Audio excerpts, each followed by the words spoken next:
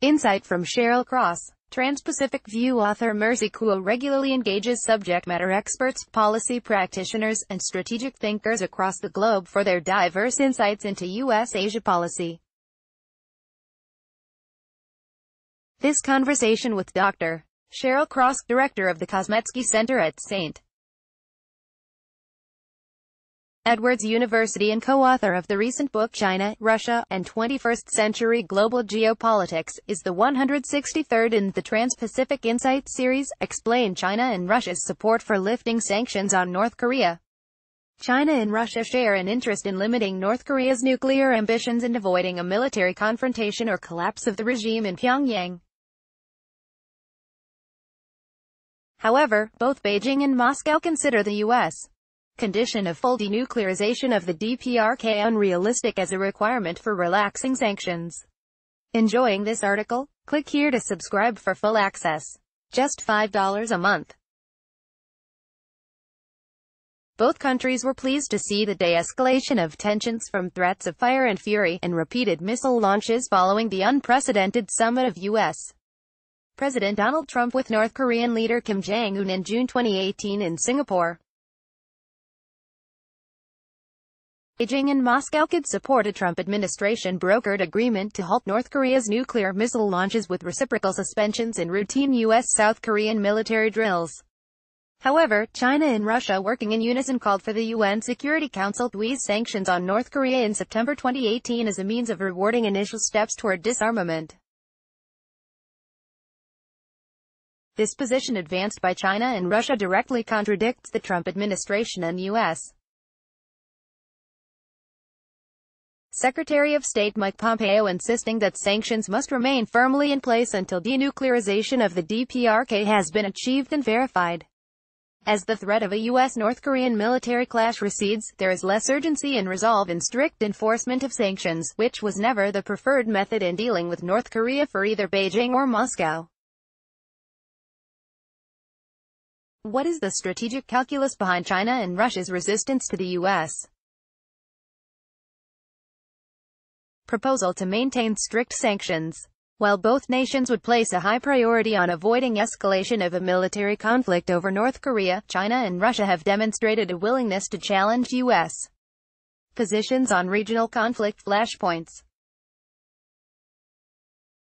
Beijing was the target of additional tariffs imposed by the Trump administration in fall 2018, and Moscow suffered another round of more stringent Western economic sanctions in August 2018, originally imposed by the United States and its allies following the annexation of Crimea in 2014, perhaps making it even more difficult for Washington to enlist continued China-Russia support for maintaining a punitive sanctions regime on Pyongyang. Both China and Russia find common ground in supporting a multipolar world order to counter perceived U.S. unilateralism and would want to avoid sending the message at home or abroad that they were yielding leadership on North Korea to the United States. The most recent round of trilateral talks held among officials of China, Russia, and North Korea reinforces the message that not all decisions will be made in Washington. On October 9, 2018, following the latest visit of U.S. Secretary of State Mike Pompeo to North Korea, Deputy Foreign Ministers of Russia, China, and North Korea, Igor Morgulov of Russia, Kang Xuanyu of China, and Cho Sun-wei of North Korea, gathered for the first time in Moscow to discuss easing sanctions on North Korea.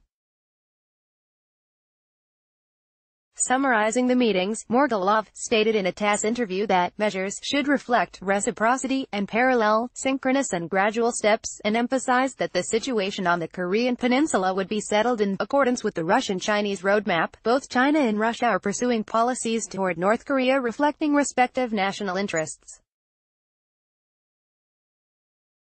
China, North Korea's largest economic patron, shares ideological commitments with the DPRK but would also like to see the country implement economic reforms based on the successful Chinese model. Moscow recognizes that North Korea could be a factor in realizing regional economic project plans and long-term development of Russia's Far East. Neither China or Russia want to drive North Korea to a point of threatening regime stability due to the imposition of excessively harsh economic measures that could bring waves of refugees across shared borders or a reunification of a pro-US Korea, significantly shifting the power balance in Northeast Asia. Explain why Moscow is reinforcing Beijing's calls to ease sanctions. Russia and China have a comprehensive strategic partnership, and North Korea constitutes only one among several other important issue areas on the Moscow-Beijing bilateral agenda. While the two countries no longer have common ideological allegiances, both share authoritarian political systems holding the preservation of state security and sovereignty as highest priorities. Both seek to challenge values associated with the liberal world order, leading to a coincidence of Sino-Russian positions on significant global issues such as cybersecurity, defining sources of terrorism and violent extremism, and waging unified opposition to U.S. or Western efforts to promote democratization and regime change. Moscow's support for Beijing's calls to ease sanctions on Pyongyang only reinforces the importance of the burgeoning partnership among these two major authoritarian powers. While China and Russia do not yet have a full-scale declared alliance and would want to avoid being drawn into costly conflicts of the other nation, Western analysts and policy officials can tend to underestimate the shared affinity, common interests, and importance of this rapidly evolving bilateral partnership. In September 2018, Russia held the largest military exercise since the collapse of the Soviet Union, Vostok 2018. This display of Russia's military capability featured the first-ever participation of Chinese troops in wargame exercises in Russia's Far East.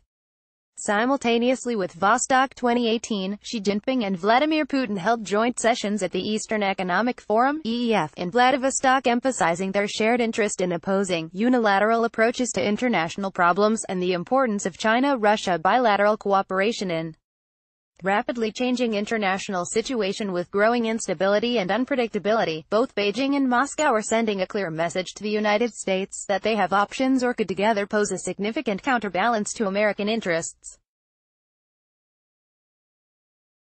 Russia shares a border with North Korea and has long-standing historical ties and economic and security interests in the Korean peninsula. Beijing has been critical to sustaining the regime in Pyongyang, providing the bulk of external economic and diplomatic support to the regime. The Kremlin recognizes that China's interests with respect to North Korea are more significant, and some Russian analysts have suggested that there may be an understanding that Russia will back Beijing on North Korea in exchange for China's support, or at least acquiescence in areas of greater priority for Moscow, in Syria and perhaps Ukraine. Why should U.S. policymakers be concerned about Russia leveraging its influence in U.S.-North Korea relations? Moscow seeks to be respected as a great power exerting consequential influence not only in regional issues, but on major issues of global security. It would be a mistake to underestimate Russia's capacity for influencing developments with respect to North Korea. Russia has been active on a diplomatic level in dealing with North Korea, and Putin has offered to host a visit with Kim Jong-un. Russia's accelerated pivot toward China and Asia has been accompanied by Moscow's deepening engagement as an Asian power and issuing appeals toward other Asian nations to develop a new security architecture based on regional values. Moscow is certainly capable of being a spoiler for U.S. policy initiatives toward North Korea. There have been repeated accusations over the past several months of failure on the part of Russia to ensure strict enforcement of UNSC sanctions. At the same time, the United States and Russia also share a few critical interests with respect to North Korea that still allow some possibility for cooperation.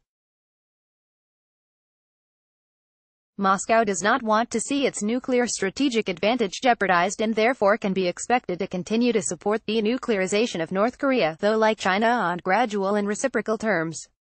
Further, Moscow's security and economic interests could be threatened in the event of the outbreak of full-scale war in Asia triggered over North Korea. The fact that the Trump administration has ruled out seeking regime change in Pyongyang could be important in sustaining progress with Moscow and Beijing on North Korea, though such concerns would still exist regarding the intentions of future U.S. administrations. What recommendations could be offered in forming U.S. policy for managing relationships with China and Russia toward long-term resolution of the North Korea challenge? The recent call on the part of Moscow and Beijing to relax sanctions on North Korea may signal that the initial international consensus on coordinating the multilateral response is breaking down.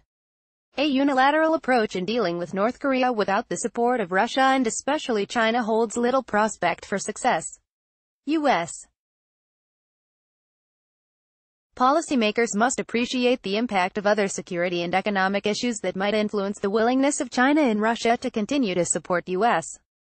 initiatives on North Korea. Also, the leadership in North Korea could be quite skilled in exploiting the differences among major regional powers. U.S. policymakers should consider North Korea in the context of the U.S.-China and U.S.-Russia bilateral agendas and carefully weigh whether any action might have the unintended geopolitical consequence of pushing Russia and China closer. The Sino-Russian strategic partnership has advanced to a point that we can't expect to drive a wedge between these two powers, but rather should continue to seek ways to enlist their support in achieving critical objectives that all three nations desire, including making progress toward denuclearization of North Korea and reducing the risk of military clashes. It should be obvious that both Beijing and Moscow will resist measures that could lead to augmenting U.S. influence in Northeast Asia. It is difficult to envision maintaining mutually supportive U.S.-China-Russia approaches in dealing with North Korea in face of a looming trade war with China and the high state of tension between the United States and Russia over economic sanctions, escalating military posturing between Russia and NATO, or the collapse of the INF Treaty and threat of resuming the nuclear arms race.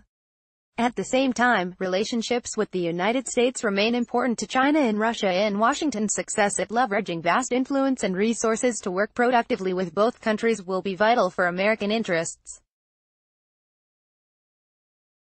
Finally, expectations should be limited.